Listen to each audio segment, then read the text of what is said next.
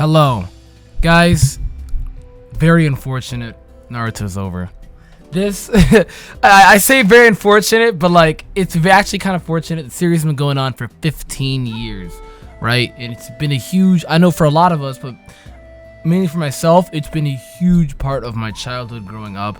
I'd wake up every single not wake up, but I would be like live as hell every Saturday night on Toonami when the series first dropped on Toonami. Is how I got into it, just literally how everybody got into it. And the series is so good. I fell in love with it episode 1. And since then, I've been a huge Naruto. That's what they call diehard Naruto fans. I know a lot of people not like the filler. I've watched every filler. I've watched it all. I've been updated with Naruto for such a long time. For the series to now finally end so beautifully was just gorgeous, dude. It was beautiful. We're gonna sit down and talk about the Naruto 500th episode here today, the season finale, the series finale of the anime. If you're enjoying, guys, slap a like, subscribe. I'd love to hear your thoughts, what you guys think of the series as a whole, how much it's impacted your life. And with that, we're gonna get on with the video.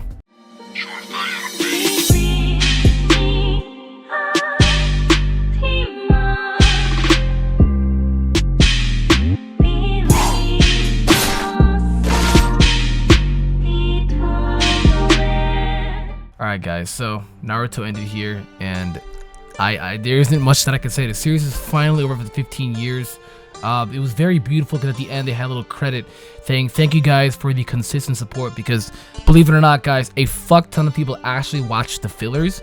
That's why they would do so much fillers. Fillers recreated so much revenue for the series that they would binge out so many fillers so that they could make this much money. And a lot of people actually watched those fillers, regardless if you didn't.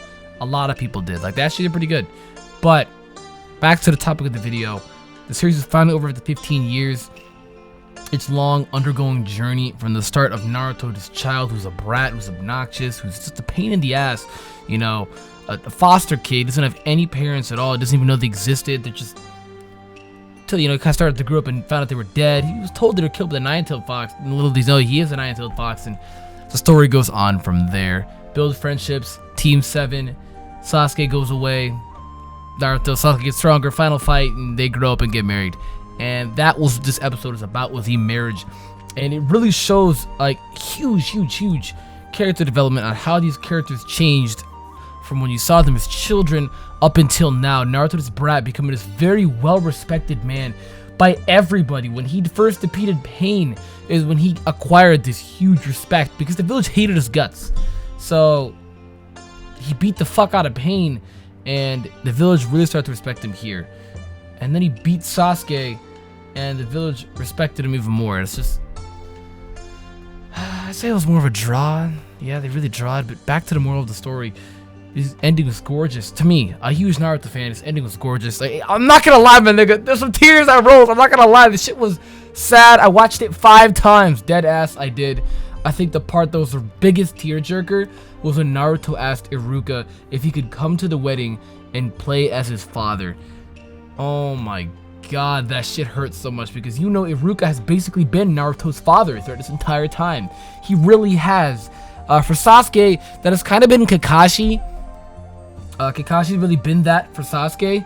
For Naruto, it's kind of been a mixture of characters.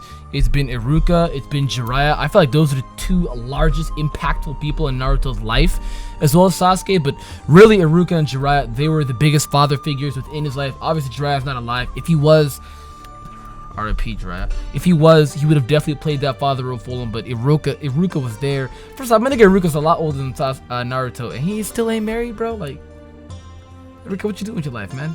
But it was very beautiful. He asked him to be his father, and oh my god, I felt it in my gut. My heart snapped. I was like, yes, dude. Like, you know the little meme where it's everything's at the end, check mark the dots. I want to protect this. I want to appreciate this. Yes, that was the happiness I wanted him to have, dude. This shit was deep. Fucking love that, man. I really did. It hit home, right?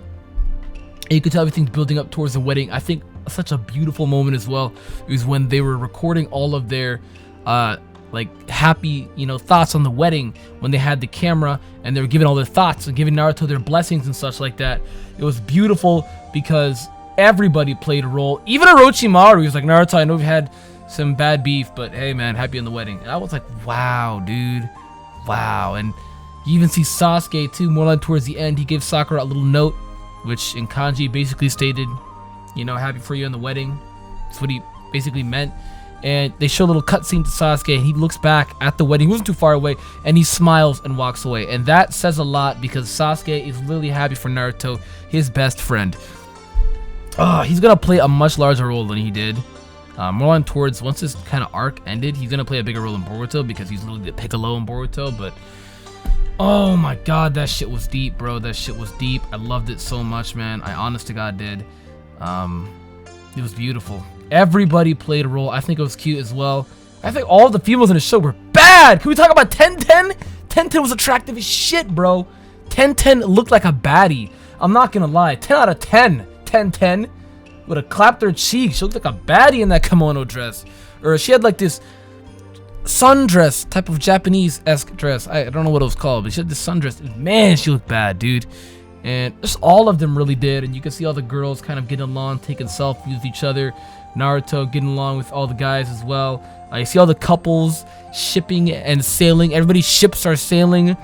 I still really gotta appreciate my nigga Choji and how much weight he lost. I know we've been knowing about this, but still, he's lost a pretty significant amount of weight. Shout out to my nigga, he worked hard. I love the silhouettes they did too.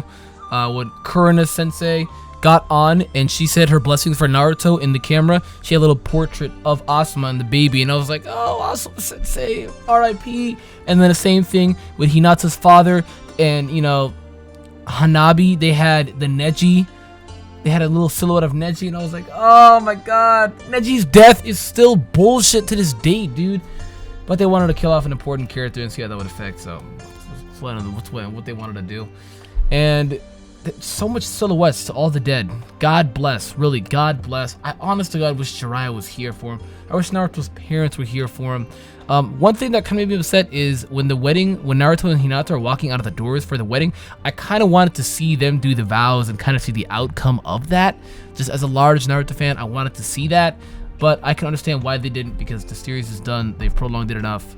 The series is done, and it's such a beautiful ending. You can see all the sad music that's going on, the happiness and enjoyment. Naruto, seeing the man grow up, I think is one of the greatest achievements that I've seen in this series. The man growing up, maturing, doing all of these accomplishments, dude.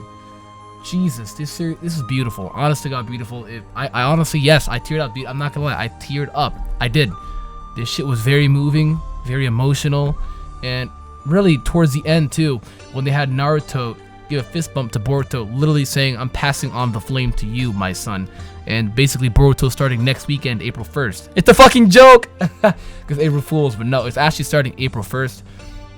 Which I'll be tossing a video about that with my thoughts this week, probably tomorrow. But yeah, he's passed the flame on. Boruto is going to be the next series for Naruto. I don't want to sit there and say it's like GT, because Boruto's canon, GT's not. So, feels bad. But yeah, essentially, it's just beautiful, dude. Honest to God, it was beautiful. I feel like I'm rambling enough, but I just need to get my thoughts out there. It was a beautiful, beautiful ending. Wow. Shikamaru and Tamari. Tamari is just really bad. She's a baddie, dude, and she's gorgeous. And Tamari and Shikamaru sailed. Sai and Ino, they sailed. I thought it was a little funny as well that Rock Lee and Guy, they don't give a shit about women. All they care about is working out. 1010, I felt so bad for her because she out here looking attractive as hell, like no tomorrow. But Neji's dead, so she ain't got no man. And just really, dude, God fucking bless, man. Like Hinata, of all people, looked gorgeous as hell. I thought it was very moving as well that her father respected her wishes on getting married to Naruto, because, you know, Hyuga clan wants you to get married to somebody within the clan so the branch can stay high, because she's high branch, or main branch, top branch, whatever they call it. It's been a while. And she didn't get married to someone in the Hyuga clan, so I think that's why her father's a little edgy on that. But he accepted it because he saw the change and how mature Hinata's become. He's really happy for her. To see Hinata is happy. To think about that, Naruto and Hinata are actually marrying, dude. But he curved her ass, was oblivious as shit almost all the time, and she was too shy to say anything. So, literally anything. She didn't talk. The bitch did not talk. But, sorry, she's not a bitch. She's an angel. But all the development. I know a lot of people pointed out saying that there isn't much development that happened from the first Naruto original series up to Shippuden. That's false. Naruto had one of the largest developments even through Naruto to Shippuden as well. The impact on Sai gave characters a lot of development as well. Katsuki clan, Madara, nigga becoming, nigga apologizing when he's about to die. I'm like, wow, dude. So, honest thoughts, guys. Let me know what you thought of the ending of Naruto. How impactful it was to you, because this series, I'm not gonna lie, no bullshit, it genuinely changed my life. This series changed my life, dude. It's been a long time since I've been into a series like that. I think when I was into a series like this with Naruto was Yu Yu Hakusho, and then I forgot like half of it because I didn't really get into it that much anymore. I'm now more into Hunter x Hunter, but Yu Yu Hakusho was a series that I was into at the time like that. Same thing with Zatch Bell. Zatch Bell, if anything, was a series that I was into at a time like that. But Naruto, honest to God, one of my favorite anime series of all time. I know it has a bunch of backlash, a bunch of haters. That's fine. To me, it is one of my favorite series of all time, and forever will be one of my favorite series of all time. I loved it. I love the characters. I love everything about it. The music, the openings. It is amazing. And how impactful it has been to my life is very strong. It's helped me through my worst times as a kid growing up to even now, because it was such a good pastime to sit down and watch, good distraction. And then I really got into it, like to the point where I started looking it up on the internet and started watching it. And it was one of the first series where I started to look up on the internet and start watching a series like that in Japanese.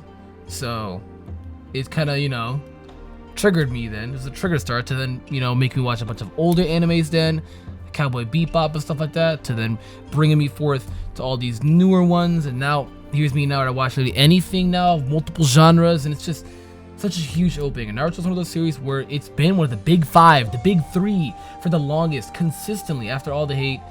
The series has done amazing, and it's gone through all of this backlash. It has gotten all this hate. Like, you know how Dragon Ball always gets this backlash and hate because it's like, oh, why people like Dragon Ball? It has no fucking plot. After the Freeze arc, it has no plot.